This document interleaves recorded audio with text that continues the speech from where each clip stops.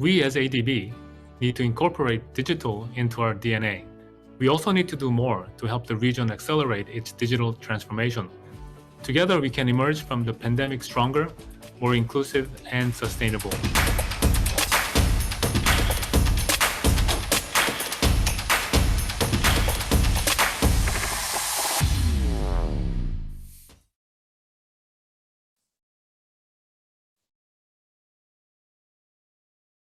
Hello and welcome to Digital X ADB. And today's session, a special talk show on building innovation ecosystem in developing Asia and the Pacific.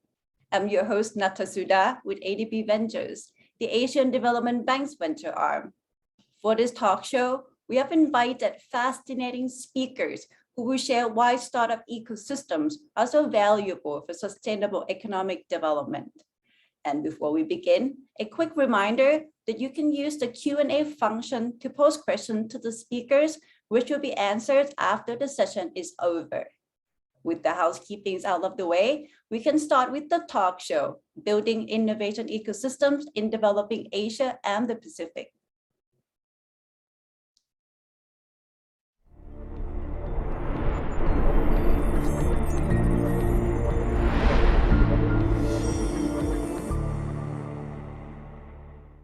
Hello, and welcome to the special Asian Development Bank talk show on startup ecosystems and innovation.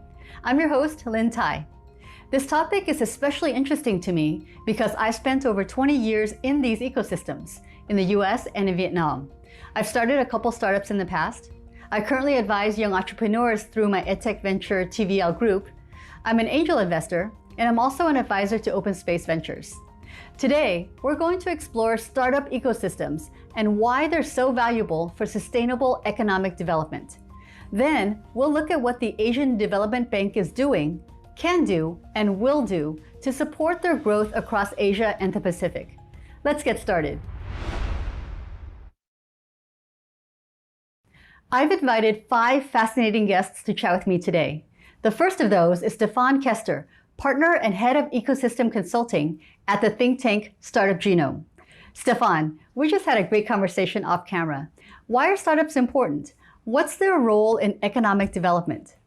Yeah, first of all, really the economic impacts. So you're creating, with startups, you're creating highly valuable, highly sophisticated employment opportunities for younger generations. The impact in terms of real job creation, that's a question every politician is asking us, is fairly significant. You can see what's happening directly in tech startups, particularly as they start to scale. That's an important element. Secondly, the indirect effects. So our studies show that for any job created in a startup or in a scale-up company, in a tech company, you create on average 4 additional jobs in the freelance economy, in the support economy, all the way to the coffee shops, etc., that are part of in the end, a tech cluster or a tech community. Last but not least, certainly cultural. Startups are fast-paced. They're allowed to try out ideas, try to pivot very quickly if they don't work. So it's a very different cultural dynamic that overall, again, contributes to the competitiveness of a city, a region, even a state. Let's talk about when we have many startups in one area, when we have a startup ecosystem. Could you elaborate on the role of community and its impact on startups? Yeah, so let's have a look at the success rate. The ecosystem model we've created has about 120 KPIs, 8 dimensions. But some I personally find hugely interesting, and meaning entrepreneurs helping other entrepreneurs, angel investors helping entrepreneurs, companies, executives, engineers, whoever they are from larger corporations are helping younger founders without any financial interest. That's the idea of giving back or paying it forward. We found a way to measure this concept, not only talking about it, but really to measure it and to say, what's the quality of the community that you locally have created? It's maybe, from my perspective, one of the most important elements, particularly for younger ecosystems. If you're creating an ecosystem, if you're fostering an ecosystem, that's the community and this culture you really want to strengthen. There are means of doing so. Statistically, it's interesting to note all other factors equal. You have the same talent, you have the same funding, you have the same technology, knowledge, and same programmers in your ecosystem. If you got a very well-functioning community, meaning local connectedness in our language and lingo is high, your startups will grow their revenue by a factor of 2.1x. Everything else is the same. That's interesting, and it feels really natural to me. When I think about the value that these ecosystems bring to all parties involved, from founders to corporates, I think people would naturally want to contribute to the growth of a startup ecosystem. However, with that said, in your research, what have you found that would stand in the way of this kind of a community? It's the fear of somebody running with my idea and I lose out. Instead of seeing the benefit of the other guy, the other girl might have a few ideas that are actually complementary to what I'm doing. It will make my model much more, the dialogue will make my model much more competitive. I think one of the roles the Asian Development Bank can play is to bring some of these lessons learned to very early stage ecosystems that are still kind of figuring it all out. What other value can ADB bring as a connector of ecosystems? Global connectedness also and very directly translates into a concept we would call global market reach. That's the ability to sell my product to a client, to a customer outside my domestic market in a different continent. Can I go as a European? Can I go to Asia? Can I go to North America? Can I successfully enter that market? What kind of connections do I need? What kind of knowledge? What kind of understanding in order to enter these markets successfully? That's global connectedness and as a derived measure, global market reach, GMR. And again, the statistics are fascinating. So an ecosystem that provides a high level of global connectivity, this exchange with entrepreneurs, investors abroad, on average allows their startups to grow revenue by a factor of 2.5x the global averages. And again, all other factors considered equal, same people, same business models, same funding. Again, it shows the power of community and it shows what we can achieve if you play the bigger we instead of the us in the ecosystem, but really play this global fabric of startup ecosystem connections and connectivity. But before you have global connectedness, young ecosystems have to lay the groundwork first, right? And this is especially challenging in developing markets. Is there a template of sorts that countries can follow to learn from those that came before them? You can characterize 4 phases of ecosystem development, all the way from activation, a very young ecosystem that has certain characteristics and certain measures that would help it grow, all the way to what we would call integration, where it really attracts foreign talent, where it attracts foreign investment, etc., the New Yorks, the Londons, and so forth. Important to know, as somebody who looks after an ecosystem, where do I stand compared to who are my peers in the same activation ecosystem? There I can measure, there I can compare myself. Secondly, to understand that there are very distinct policy initiatives, measures, initiatives required to move from one phase to the next as the ecosystem starts growing and maturing. So very young ecosystem activation ecosystems, that they need to look at their community, at organic growth. There's no point in trying to attract foreign venture capital series B+. It's not going to happen, but really to look, what do I have? What are my local strengths? What can I work with? While it's an integration ecosystem, it's all about global connectedness, exporting to the world and attracting the best and brightest of talent, the right visa policies, the right tax incentives for late stage investment, etc. That's a completely different place. It's important to notice these differences and to really have the right roadmap, the right strategy that's in tune with the maturity phase of the ecosystem. Okay, I see. So I assume one strategy would be clustering, right? So let's say my country has these specific natural resources and these specific traditional industries, so it makes sense to focus my ecosystem in these areas. It's a highly debated concept, and we can go back to Michael Porter and the industrial cluster strategy and thesis he put forward. Highly debated in startup ecosystems. We at Genome, and based on our research and the data we see, we believe clusters have a point. And why is that so? It is about the density of like-minded people with similar skill sets. So we would look at an ecosystem and say, is there somebody in the industry, even in traditional industry, has a certain skill set in a particular industrial subsector? So if I want to build robotics, to have an example, do I have a manufacturing environment where I have people that have the mechanical skills, the engineering skills, even traditional engineering skills that would help me build a better robotics model? Secondly, would I have an industry environment where I can test my development, my robots or robotic solutions in a real world setting? So all these factors play into why clusters seem highly effective. And then as a policymaker, you obviously have to ask yourself, do I make an investment into an ecosystem overall, or do I want to make a distinct investment into certain subsectors? And that's where the debate then typically starts, and where different interest groups typically have to argue and see here, understand the different arguments. But overall, in conclusion, we would say, particularly for smaller environments, smaller ecosystems, a cluster strategy so far has proven conducive to developing faster, developing more competitive, more interesting models, and being overall more successful. All right, thanks, Stefan. Let's turn now to Thomas Abel, ADB's Chief of Digital Technology for Development. Thomas, we were just talking with the Startup Genome's Stefan Kester. He believes that the development strategy for each startup ecosystem should be tailored market by market. Do you agree? Well, this is the interesting thing about it, that there really isn't a template because the landscape changes so quickly, and you really have to bet on things that you can't be completely confident in. That's one of the reasons why this is a very interesting area, that the ground is shifting so quickly. Countries are always looking to upgrade their current strategies based on the latest and greatest thinking, whether it's new fintech, innovations, or new cloud computing opportunities. There are many things that can really spur a startup ecosystem to a success that's really dependent on the current situation in the country we're speaking of, and dependent on the region that they're participating in. And really have to try a lot of different things, and when something doesn't work, just kind of move on, because there's no kind of a guaranteed formula. That must make your work really challenging. I mean, it seems like ADB really has to take a differentiated approach in every country that you're working in. Are there any things that ADB can do at the regional level to support startup innovation? Well, we are fairly new in this area. We've been doing knowledge products and workshops and TAs probably for the last couple of years. And we have seen success. The most successful event we had, it was a week-long workshop where we had 15 member governments attend, where we all went to Korea and looked at the successful startup ecosystem there. And I think the lesson there was that Korea has been working on this for 50 years or more, in terms of trying to turn their economy into a technology leader. And they've tried everything. And if you look at anything that's happening there, there's probably some government support somewhere behind it.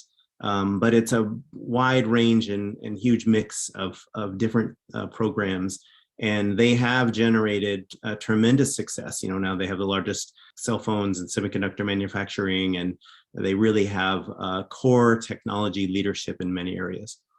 I know that for Korea, as well as other countries such as Singapore, universities are vital components of those ecosystems.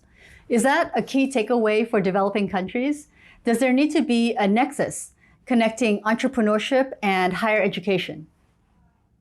Well, universities are sort of the raw material for tech startups, because that's where you learn the latest and greatest technologies, certain programming techniques, or what's the latest cloud platform. And people coming out of universities naturally want to start their career and build up their skills very rapidly, and it's sort of a standard model for startups, and I think that's the most important.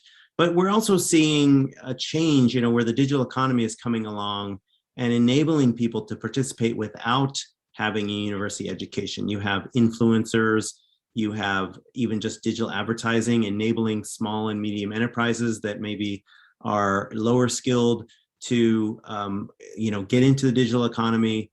Okay, one final question. I understand there's no template for ecosystem development, but if you were to encourage governments to focus on one or two areas of policy, what would those be? Sure. Yeah, I think that especially you're right, in education, that people can learn skills without going through a 4-year university degree. And this is something countries can foster. And we've seen, for example, these coding boot camps. Many of them are quite successful in picking people with the right level of skills, and in a very short time, turning them into a viable software programmer or software engineer. I think also just building the infrastructure so that you can have universal internet connectivity, really would help a lot, because a lot of people, most of our countries in the region are just around 50%, internet penetration. And that is not enough, for many people, if they just don't have access, aren't able to understand that, these opportunities are available. Thanks a lot, Thomas. Now let's get a client perspective. I'm here with Teresa Matawapan, Chief Strategy Officer with Thailand's National Innovation Agency. Teresa, can you tell us a little bit about the NIA? Thanks. So the National Innovation Agency, it's a government agency, but in a way it's a kind of semi-autonomous agency, the one that have our own kind of regulations. So the role itself for the mission is to basically push forward mechanisms in order to build up innovation capabilities of the country. By doing that, then we have several mechanisms, in order to support the country in terms of the organizations, startups or SME or large conglomerates, or even researchers or innovators in a way, right? And we work a lot with the private sector. So we have mechanism, what we call like groom, grant, and growth. Grooming meaning that you grooming, innovators from university maybe, or college students up until like corporates and business people. And granting is that we have innovation fund. We give fundings, it's a matching fund in a way in order to build up innovation. So we call it innovation fund. It's not, it's a next step of R&D funding of the government. So we work a lot with the private sector who owns that technology or research and development, and then they want to move forward with that, trying the market, doing the piloting, commercializations of it.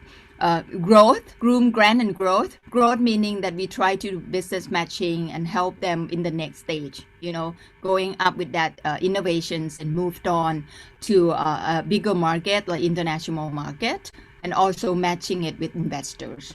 So that's in a nutshell of the organization. As I understand it, you've been pretty successful with that approach. How have you seen the Thai startup ecosystem evolve over the years? I think that in the past 5 years, including what NIA has been doing, the graph is really, shooting up in a way. And that comes together with different factors. I think that the government itself, NIA as a big part, they have this mandate, and we understand that startup, let's say, startup is maybe the key. And it's part of the ecosystem that we need to build up. So even 5 years ago, we starting to, education, doing advocations and knowledge distributions on this, and gathering people. All right, let's talk about some of the challenges. What are some of the headaches that Thailand has faced in growing its ecosystem? First of all, government budget. It's I wouldn't say it's not at the point that we even it's like whatever we get, then we use it at the optimal level. But human capital or skilled labor in a way, skilled labor in the sense that people with technology background, and we need to build up those capability of our own people, even people in the region. And I think that's still major issue, like how new companies, startups cannot get resources in terms of human capitals. They don't know how to grow further or go internationally. And that's still, I think, an issue or challenge that we need to help. Looking at Thailand, a lot of the economic activity is concentrated in Bangkok. Is that true for the startup ecosystem as well? For the past years or two, we starting to, understand that, hey, Thailand is not only Bangkok, right? Thailand is everywhere.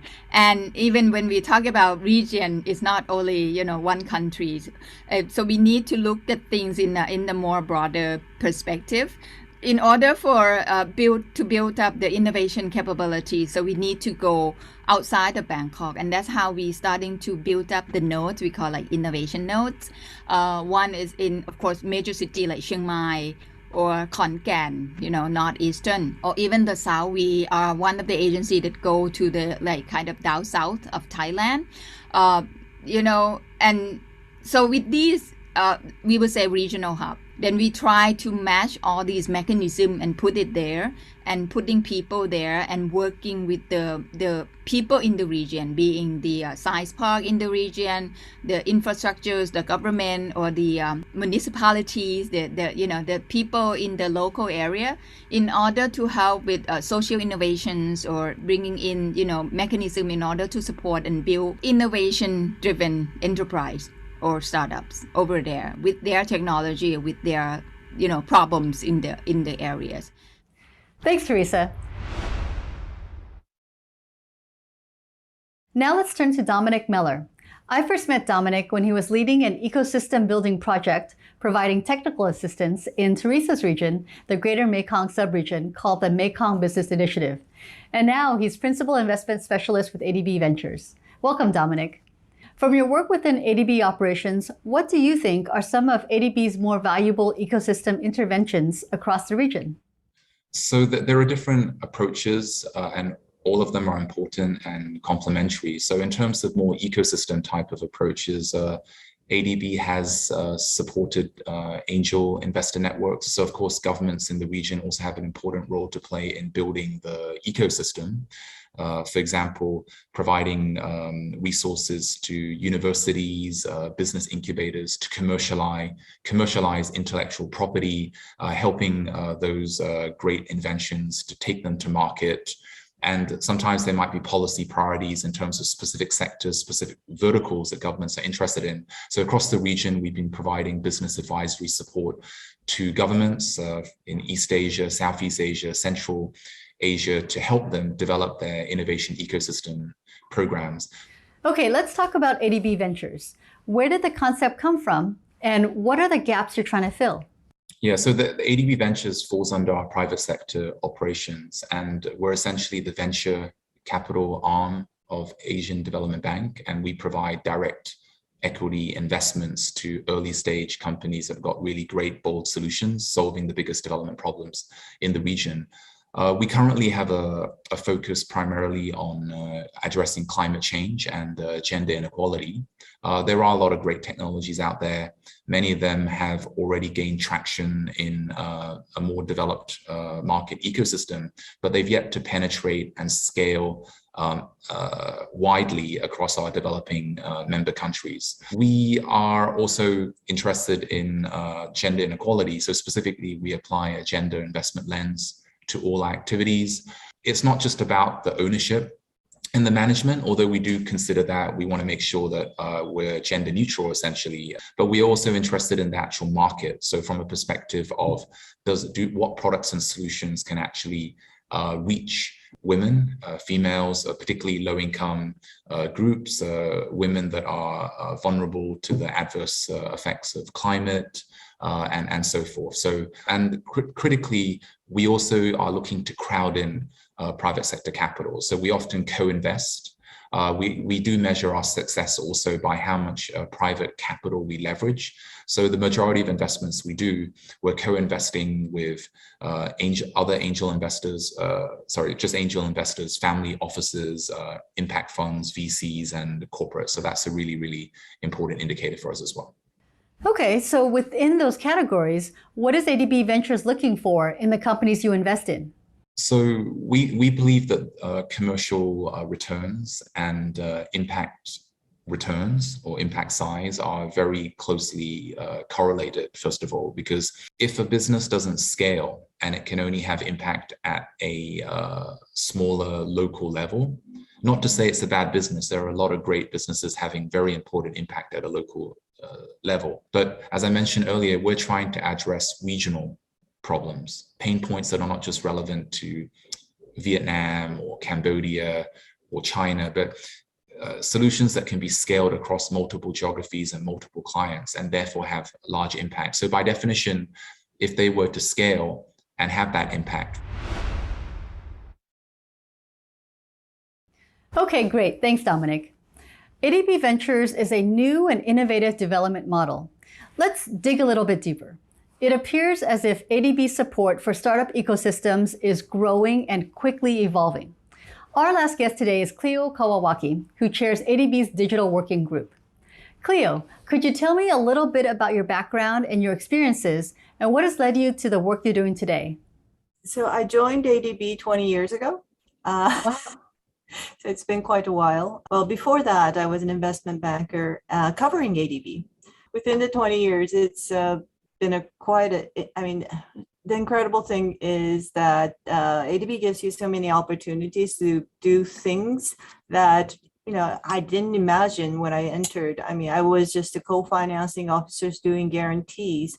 And then, of course, with my background, I went into, privatization because I had privatized UK electricity companies before, and then becoming an energy specialist and an energy director, and now the Deputy Director General of Southeast Asia, and now onto the Central West. So many opportunities, so many iterations of, and I guess the thing that I love most is that the ADB is willing to let you try things. Okay, so you're in the Central West Regional Department, and we just spoke with Dominic Meller in Private Sector Operations and also Thomas Abel in Digital Technology for Development. Now, these experts in ecosystem building projects are spread all over the bank. So what's the connective tissue, and how is ADB ensuring that the knowledge and lessons are shared between them? I think the connecting tissue, as you say, is the client. What can we do for the client? What is best for the client? How can we support the client to do things better, faster, and, well, frankly, cheaper? Why not try something that's worked somewhere else? We can lead the countries, or we can support the countries to realize that there's different solutions. And then, for instance, we like doing pilots. And piloting an idea, getting together, and then that pilot spreads to other countries. Okay, so is supporting startup ecosystems going to continue to be a growing area for ADB operations? Absolutely. If we look at my region, the Carrick region, only 6% of the population have digital access. If we're thinking about the future of digitization, they have to have the infrastructure, they have the regulatory, they have to have, the innovators that come in. And all of this, can be facilitated by the government. We do infrastructure, of course, that's very easy. We can support government, the private sector can concentrate on what is profitable, in the urban areas. And if the government wants to spread out to the rural areas to cut that digital divide, the rural-urban divide, we can support through our financing or through our guarantees or through, the various instruments. We have all the products under one roof. So we have the freedom, the government has the freedom to look at our one menu and say, that's appropriate for this situation.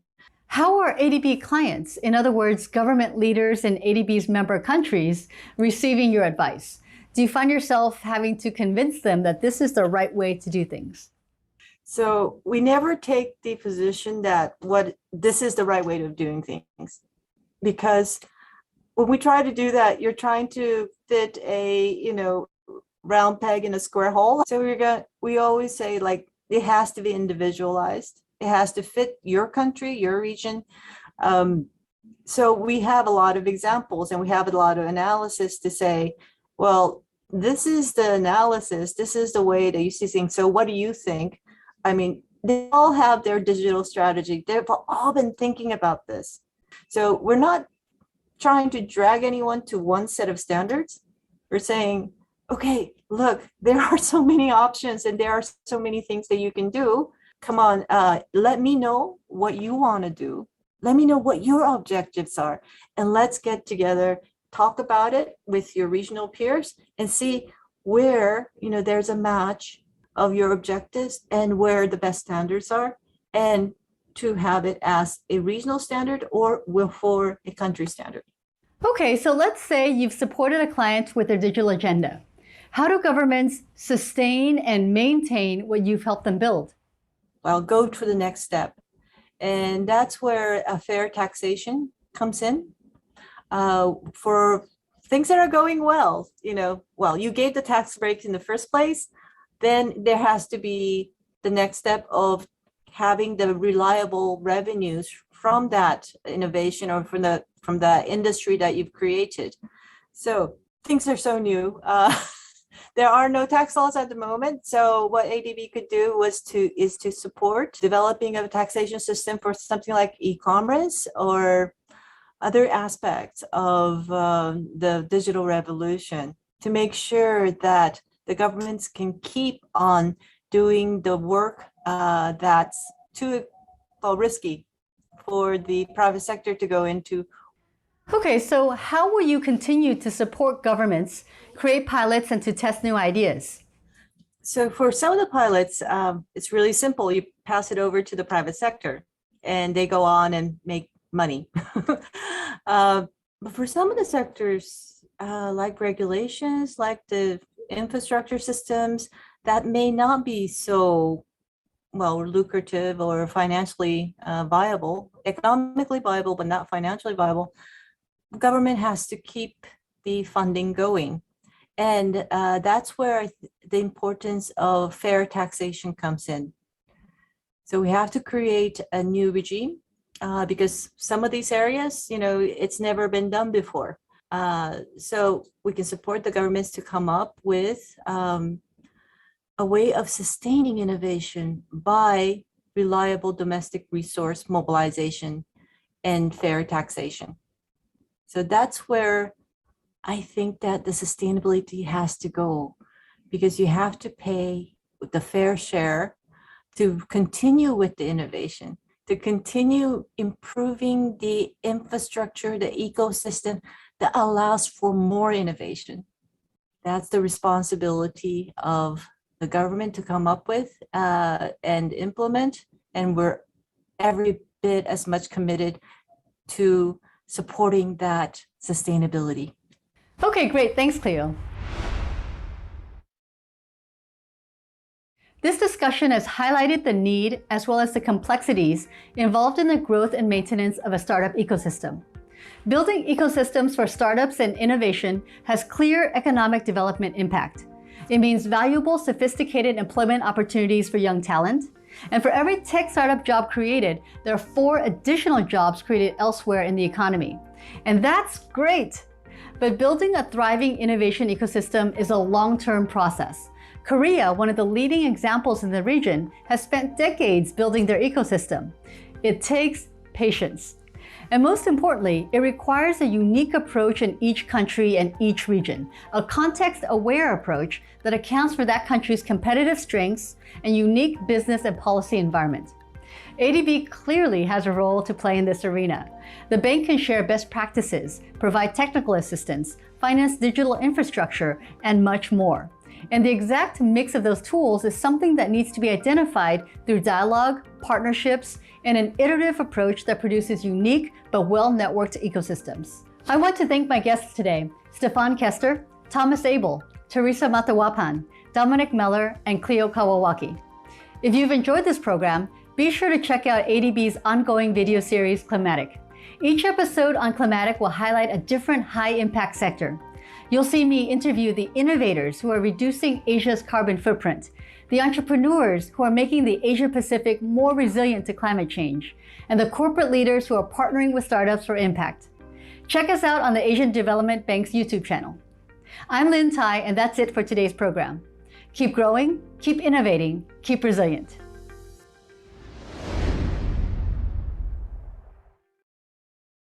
That concludes this session. If you enjoyed this program, be sure to check out ADB's ongoing video series, Climatic.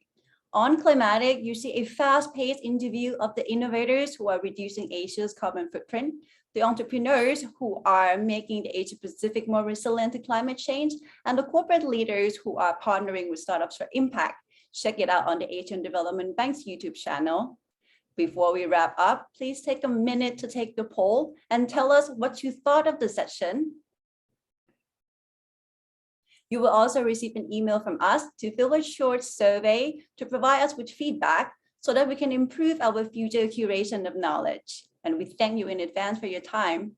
And at 11 a.m. Manila time, we have a fantastic lineup of speakers for a panel discussion on startups and their ecosystems, what role for development finance. Thanks again for watching the talk show, and we look forward to seeing you at the beginning of the next hour.